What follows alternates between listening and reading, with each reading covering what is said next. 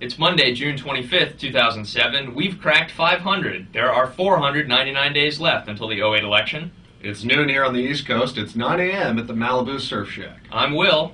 I'm Rob. This is Political Lunch.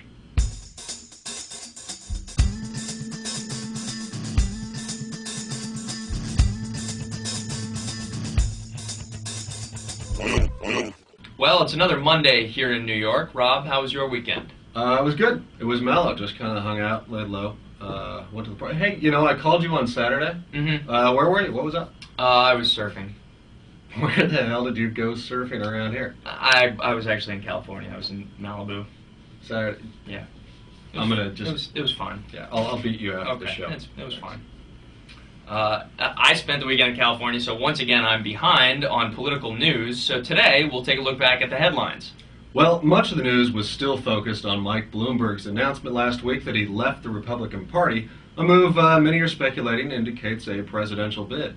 Now, while the mayor says he'll stick with the job he's got, he has spent the last 2 years looking at just how to get his name on the ballot in 50 states. Sort of seems like a waste of time if you're not going to run. The folks over at Unity 08 couldn't be happier with the prospect of a President Mike. They say they're searching for a candidate who doesn't reflect partisan interests and goes beyond the special interests. Now, Gerald Rafshoon, a co-founder of Unity 08 and former advisor to President Carter, said of Mayor Bloomberg, he is the perfect independent leader. Now, another not-yet candidate, Fred Thompson, picked up some interesting endorsements recently. Yeah, talk about coalition building. A group of the former senator's former girlfriends have come out to endorse his candidacy. Lori Morgan, a country singer who dated Thompson in the 90s, told the Times of London, quote, "I couldn't think of a bad word to say about Fred if somebody put a gun to my head." You can tell she's a country singer. She rhymes so That rhyme easily. is Yeah. beautiful. Now, say what you will about Fred Thompson. Imagine what he could do. Anyone who can get that many ex-girlfriends to stand behind him, he can do a lot with the North Koreans, I'll bet. Absolutely. That's diplomacy. Thompson is expected to make his candidacy official with an announcement next week on the 4th of July in Nashville. Now, moving on to candidates who have entered the race, there's just a week left in the second quarter, so of course right now it's all about the money. The Edwards campaign issued a preemptive strike over the weekend with this email to their supporters. Basically, it's a crafty defense of lower than expected fundraising totals. In politics, it's all about the money until you fail to raise any, at which point it's not about the money at all. Now, in a number of states, Edwards is giving Obama and Clinton a run for their money, but his campaign's bringing in just $9 million at this point, with an expected $20 million from the big two. So it's likely going to be an uphill battle for the senator from North Carolina. Of the big two, it's likely to be Obama's quarter, with all signs pointing towards a record haul for the Illinois senator. Now, Clinton's campaign manager, Patty Doyle, she struck a nonchalant tone, saying he's raising a lot and it's likely he will outraise us this quarter. God bless, good for him. An interesting side note to the fundraising issue is this link between the Clinton campaign and the Chicago Democratic booster who has been a thorn in Barack Obama's side since the beginning. Now, pay close attention. This might get a little bit confusing.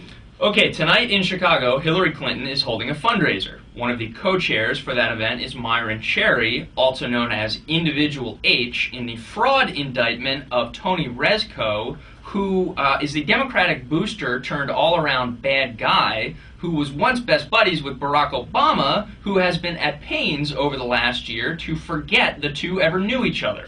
Now, what's the bottom line on this one? Not necessarily anything, except that former Senator Edwards may be right.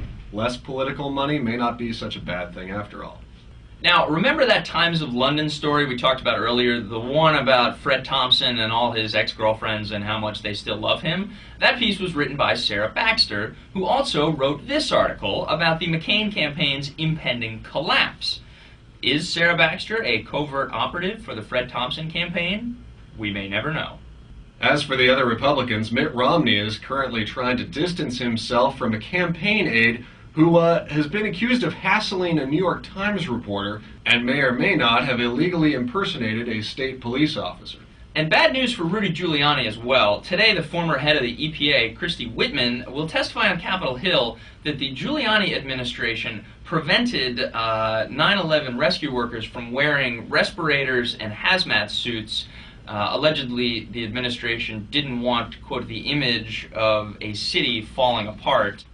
On Wednesday, I promise we'll try to find some good political news, but lest you think we're all doom and gloom here at the lunch, we'll leave you with a special ringtone from Obama's campaign. Go to his website, and you too can have the senator's dulcet tones set to a hip-hop beat on your cell phone. We can have universal health care in this country. We can do that. Thanks very much for joining us. We'll see you Wednesday. Go, go, go, Obama, Obama, oh, go, go. Oh, and on a special note, we'd like to thank the hackers who took down our website. Because we've got to pay tech guys overtime now, Will's not going to get paid this week. I hope you can eat. I hope so too.